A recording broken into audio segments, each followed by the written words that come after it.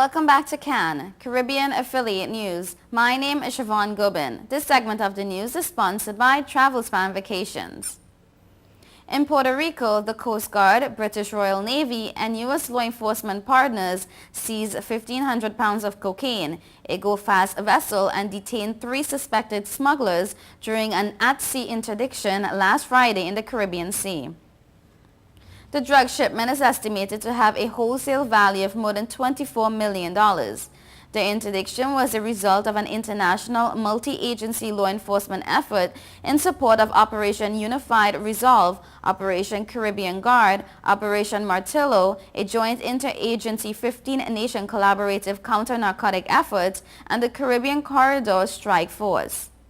Since September 2012, the Coast Guard has seized over 20,000 kilograms of cocaine and 8,500 pounds of marijuana during 22 law enforcement interdictions under Operation Unified Resolve, in partnership with regional law enforcement authorities in the Caribbean.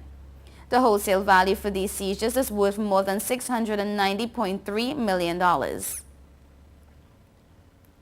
State carrier Caribbean Airlines has severed its chief financial officer, Shiva Ramnarayan, from the company. Aviation sources said that Ramnarayan was asked to leave the job on Tuesday afternoon following a meeting with CAL Director Patricia Kong Ting and Acting Chief Executive Captain Jagmohan Singh. He returned a company vehicle, laptop computer, and cell phone to CAL's head office at Piarco. It is understood that Ramnarayan and Kong Ting did not agree on several matters with regard to the transformation plan for the cash-strapped airline. Contacted yesterday, Ramnarayan confirmed he was severed from the airline but declined further comment. The national carrier is now without 2 key managers. It has an acting chief executive following the resignation of former acting CEO Robert Corby 2 months ago and is now without a permanent CFO. The company recently lost its human resource manager, Anissa Alaham Hossain, who resigned from the airline, while executive manager of revenue management Wayne Henry died earlier this year. The company has interviewed a potential candidate for the chief executive position.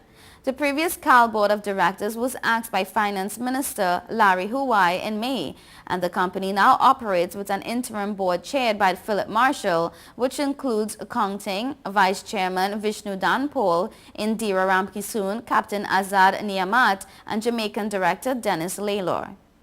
Apart from corporate governance issues with the previous board chaired by Rabindra Munan, CAL reported a $700 million loss for its financial year of 2012 and had to write off some $200 million related to alleged credit card and cargo fraud. The company is expected to submit its outstanding financial statements for 2011 and 2012 to Hawaii this month. Overnight Wednesday, a new tropical storm formed in the Atlantic, while a second is on the verge of developing by this weekend.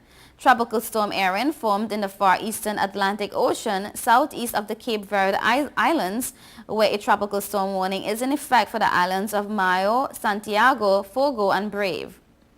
Hurricane specialist Robbie Berg at the National Hurricane Center in Miami says that Erin is located in an area that favors further strengthening, becoming the 5th named storm of the 2013 Atlantic hurricane season early Thursday morning.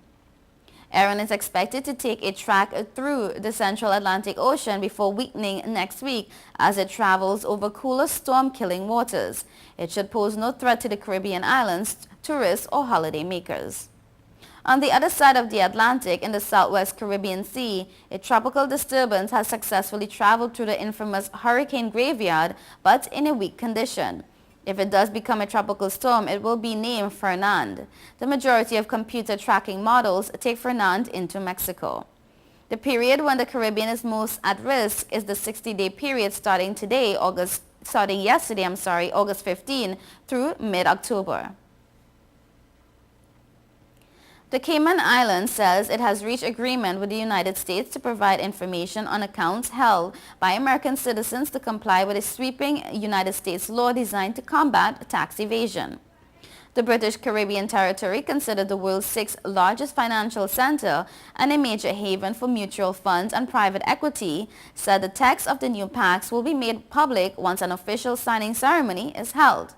The Cayman government said the packs are tied to a U.S. law called the Foreign Account Tax Compliance Act, which was enacted in 2010 and expected to take effect next year. The law targets non-tax compliance by U.S. citizens with foreign accounts around the globe, and Washington is pressing nations to provide client data. You're watching Caribbean Affiliate News. Stay tuned.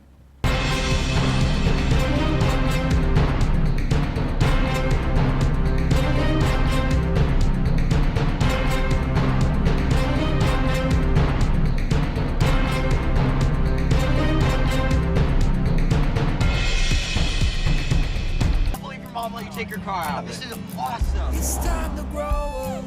You're crazy. Little while Go faster. Stop. It'll all be alright. I raised my son to be careful, Hey, sweetie. Hey, Mom. but just to be safe, So don't you worry. I got a Subaru. Love. It's what makes a Subaru a Subaru. Coleman Subaru, 1710 North Alden Avenue, Ewing, New Jersey, or colemansubaru.com. Since we announced Sign and Drive with zero out-of-pocket and low monthly payments, cars been flying out of Bronx Honda at a record pace. Whoa! New Accord with zero out-of-pocket for $249 a month, or new Civics just $199 per month, or save thousands with 0% financing. You never had to leave the Bronx to get the best price on the Honda. Bronx Honda guarantees the lowest price in the Bronx.